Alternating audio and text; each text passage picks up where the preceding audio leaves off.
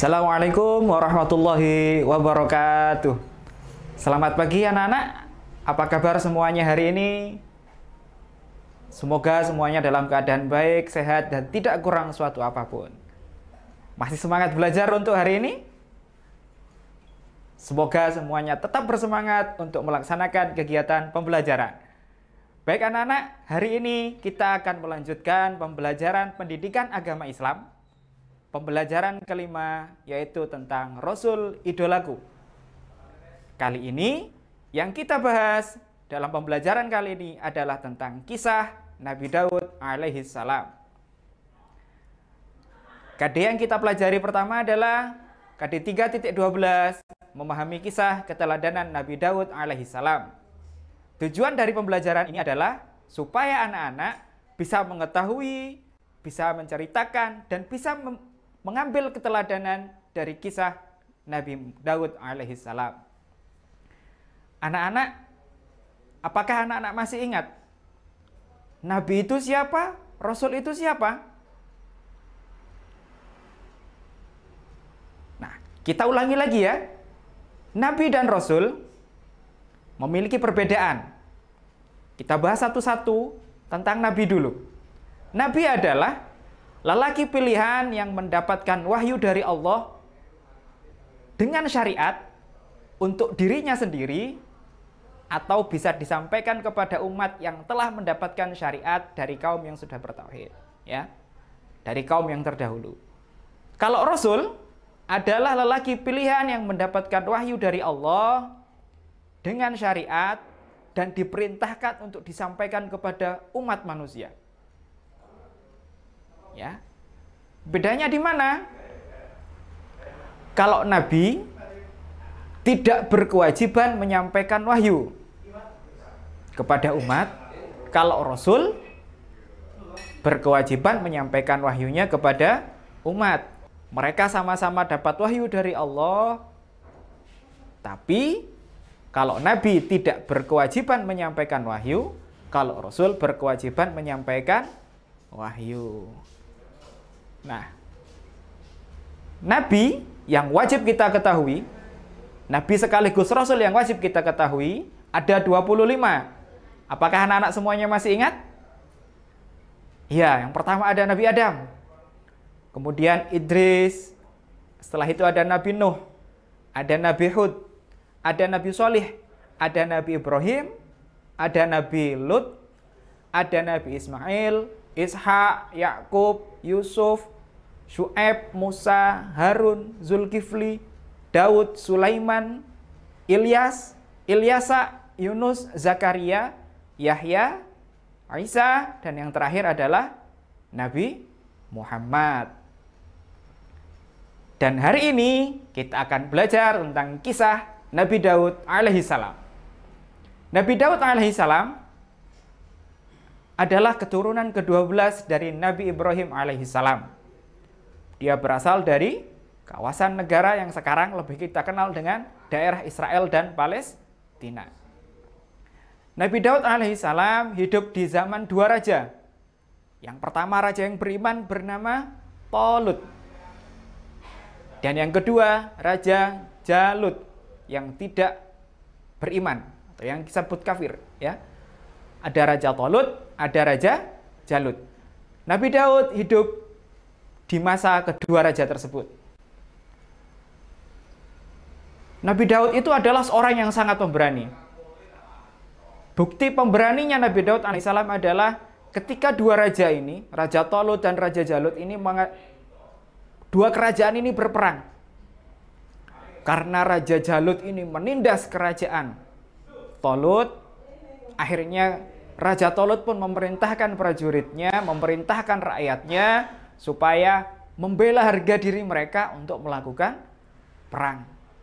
Dan di antara pasukan perang itu, dari kerajaan Raja Talut, ada satu pasukan yang usianya paling muda, yaitu Nabi Daud alaihissalam. Ketika itu Nabi Daud masih sangat muda, tapi beliau sudah tampil berani untuk menjadi pasukan perangnya kerajaan Talut untuk membela haknya. Karena apa? Rakyatnya ditindas oleh kerajaan dari Raja Jalut alaihissalam. Singkat cerita, setelah terjadi peperangan, Raja Jalut dan Raja Talut ini bertempur, semuanya bertempur, kemenangan sudah hampir terlihat. Raja Jalut, si raja yang tidak beriman ini, kekuatannya sangat hebat. Tetapi dengan kecerdikannya, dengan keberaniannya, Nabi Daud alaihissalam mengalahkan Raja Jalut. Hanya bermodalkan batu. Dan senjata utamanya adalah ketapel. Iya, Nabi Daud alaihissalam menggunakan ketapel, isi ketapelnya dengan batu, dan menembaki Raja Jalut, mengenai kepalanya, sampai Raja Jalut mengalami kekalahan. Setelah mengalami itu, setelah Raja Jalut dikalahkan, hidup dengan damai di masa Raja Talut, sampai Raja Talut meninggal dunia, akhirnya Nabi Daud alaihissalam diangkat menjadi raja. Sehingga Nabi Daud alaihissalam menjadi raja. Di antara sekian banyak kisah yang Nabi Daud alaihissalam, Nabi Daud oleh Allah juga dikasih mukjizat. Salah satunya yaitu yang pertama adalah mempunyai kitab Zabur. Allah menurunkan beberapa kitab suci. Salah satunya adalah kitab Zabur yang diberikan kepada Nabi Daud alaihissalam. Nabi Daud alaihissalam ini kalau ketika membaca kitab Zabur, beliau membaca dengan suara yang sangat merdu. Karena memang Nabi Daud dikasih mukjizat oleh Allah, suaranya sangat merdu. Sehingga ketika Nabi Daud alaihissalam membaca kitab, bertasbih, melantunkan pujian kepada Allah, seluruh alam yang mendengar yang ada di sekitarnya Nabi Daud alaihissalam ikut serta melantunkan tasbih dan menyanjung nama Allah. Dan dari sekian banyak itu juga Nabi Daud alaihissalam punya mukjizat lagi. Nabi Daud alaihissalam mampu melunakkan besi yang sangat keras itu. Bahkan Nabi Daud mampu melunakkan besi itu sehingga dikelola, sehingga menjadi baju perang yang pertama kali dengan baju perang yang sangat baik. Sehingga ketika terjadi peperangan, pasukannya tidak mengalami kekalahan. Karena apa? Selama Nabi Daud alaihissalam menjadi raja, kerajaan yang dipimpin oleh Nabi Daud tidak pernah terkalahkan sama sekali. Nah, apa yang dapat kita pelajari dari kisah Nabi Daud alaihissalam? Banyak hal.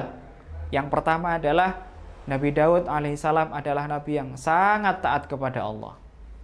Nabi yang sangat taat kepada Allah.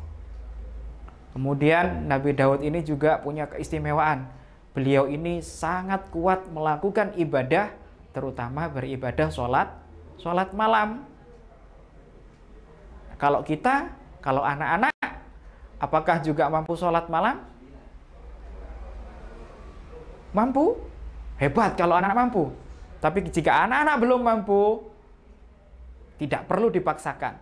Cukup laksanakan sholat 5 waktu itu saja, ditambah dengan sholat sunnah rawatib. Apa itu sholat sunnah rawatib? Sholat sunnah yang mengiringi setiap kita sholat fardu. Kita ambil mudahnya saja untuk sholat rawatib. Ayo kita mulai hari ini kita belajar. Kita ambil mudahnya saja. Sholat ada 5 waktu. Kita mulai dari sholat subuh. Sholat subuh ini, sholat rawatibnya ada di mana? Sebelum sholat subuh. Berapa rakaat? Tidak usah banyak-banyak. Kita 2 rakaat saja. Ya, 2 rakaat sebelum subuh. Kemudian sholat duhur. Sholat duhur sebelumnya 2, setelahnya 2. Kemudian sholat asar. Sholat asar, kita sholat rawatibnya di mana?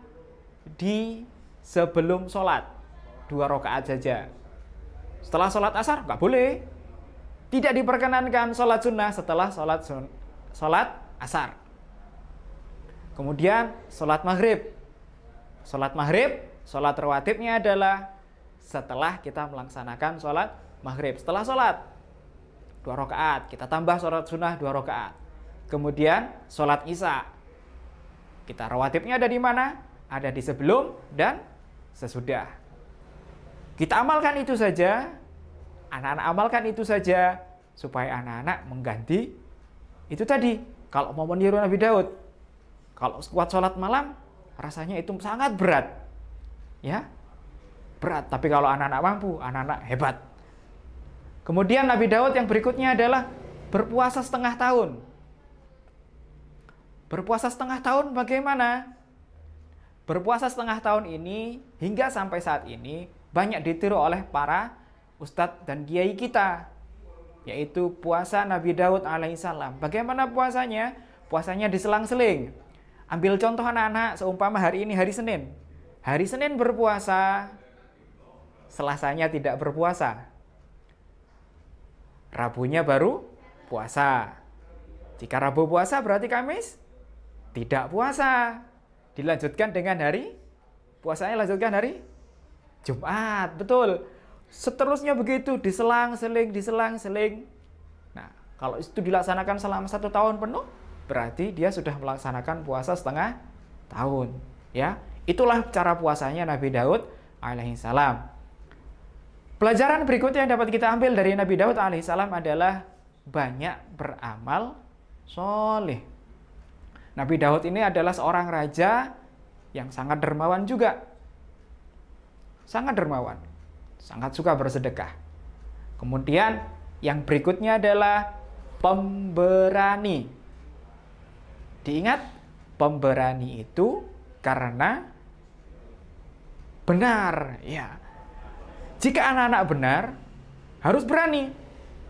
Jika anak-anak disuruh tampil ke depan oleh bapak ibu gurunya untuk maju, untuk menunjukkan hafalannya, anak-anak harus berani. Jangan minder. Ya, anak-anak harus berani. Tunjukkan kemampuannya. Jika anak-anak merasa itu benar, apa yang anak-anak lakukan benar, harus berani.